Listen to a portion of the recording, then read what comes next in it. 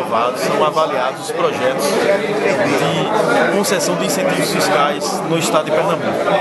Ele, diferentemente de outros estados, tem a presença da sociedade civil organizada.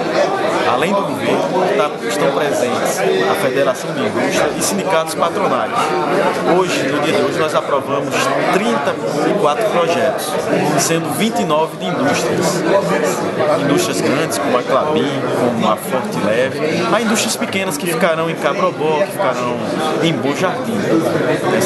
Nós totalizamos 894 milhões, sendo a maior parte no interior de Pernambuco, sendo o maior projeto do interior o projeto da Arbore, que será instalada no projeto Pontal, em Petrolina. Ela verticalizará, ela processará as frutas que são produzidas naquele projeto de irrigação.